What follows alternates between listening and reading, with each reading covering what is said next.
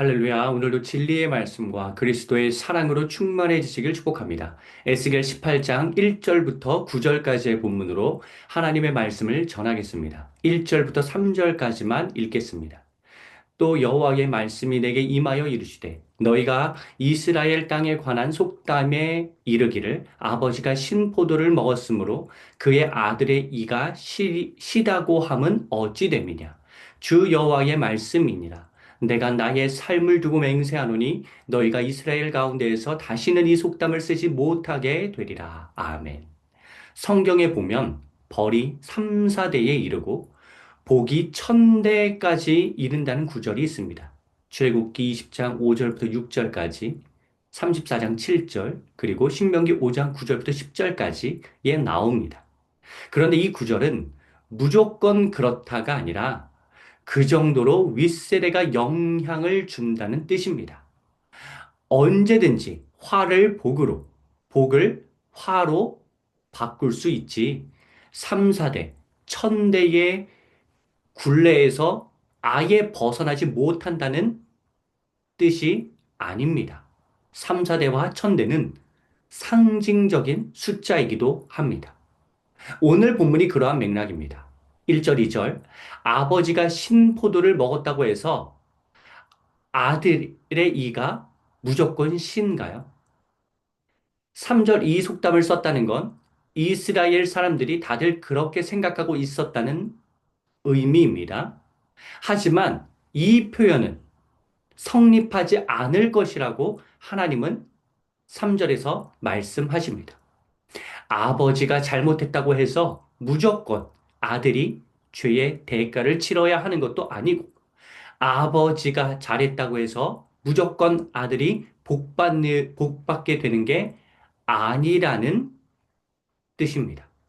선조들의 영향을 아예 배제할 수는 없지만, 결국 자기 하기 나름이라는 사실을 깨달아야 하고 그렇게 인생은 흘러간다고 하나님께서는 말씀하십니다. 그러므로 우리는 잘 되면 제 탓, 못 되면 조상 탓의 관념에서 벗어나야 합니다. 조상 탓, 부모 탓을 하지 말고 내가 똑바로 정신을 차려야 한다고 생각할 수 있어야 합니다. 요즘처럼 정보가 많은 시대에서는 더욱더 선조 탓을 할 여지가 많이 없습니다. 추가로 대한민국은 유교의 영향으로 인해 잘 되면 조석의 은덕이라고 생각하는데 그 관념 또한 버려야 합니다. 물론 좋은 자원을 물려주신 윗세대에 대한 감사를 표현할 수는 있지만 본질적으로 따지면 근원적으로 따지면 부모의 부모로 거슬러 올라가서 그러한 재능과 자원을 허락하여 주신 하나님께 감사를 돌려야 합니다. 그리고 그것이 보존되도록 도와주신 하나님의 은혜 또한 기억해야 합니다. 4절. 만일 아버지가 신포도를 먹으니 아들이 신 맛을 경험하게 된다고 하는 이 격언에 갇혀 있다면 조상의 힘이 하나님보다 더 강하다고 시인하게 되는 꼴입니다. 앞에 장 17장 24절을 기억하십시오. 하나님은 낮은 나무도 높여주실 수 있고 푸른 나무도 마르게 하실 수 있는 능력이 가장 많은 분입니다. 우리는 하나님의 직접적인 영향을 받는 존재이며 절대적인 하나님의 주권 아래에 있습니다. 키에르케고르의 표현대로 우리는 신 앞에 선 단독자입니다. 다른 사람의 영향보다 하나님의 영향이 더 강력하다는 사실을 기억해야 합니다. 그렇다면 5절 이후의 말씀을 이렇게 이해할 수 있습니다. 5절. 부모 세대가 불의했다고 해서 하더라도 나는 그 죄악의 사슬을 끊고 정의와 공의를 행할 수 있습니다.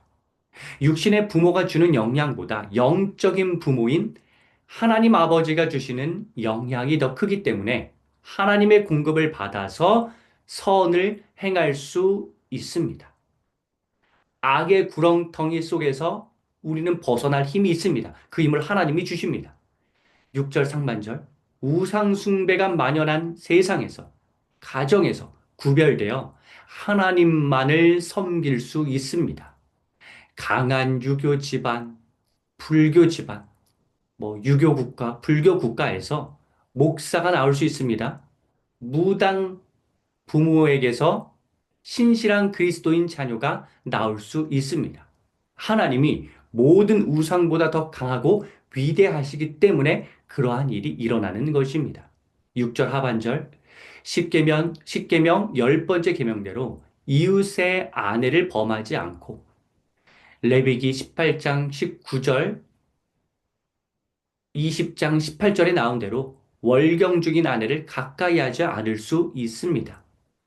말씀을 가볍게 여기는 세상, 성적으로 타락한 세상에서 성별되어 말씀의 교훈을 엄중하게 여기면서 그 말씀을 지키는 삶을 우리는 살 힘이 있습니다. 하나님께 그 힘을 공급받기 때문에요.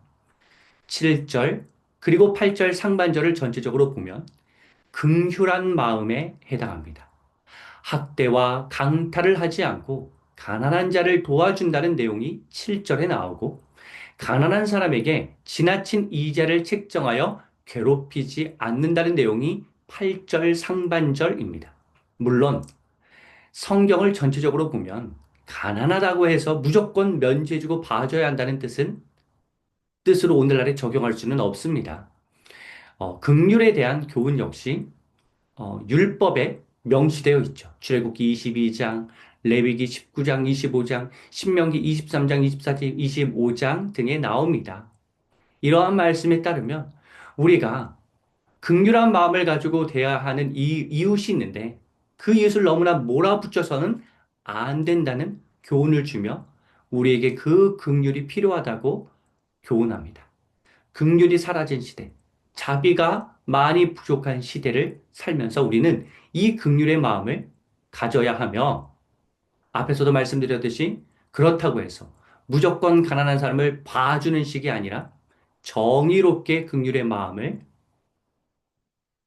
표현할 수 있어야 합니다. 하나님의 말씀에 따라서 5절에 언급된 대로 정의를 구현하면서 7절, 8절 상반절 더불어 살아가는 부족한 사람들과 긍휼이 필요한 사람들과 더불어 살아가는 더 나은 세상을 우리는 만들어야 합니다.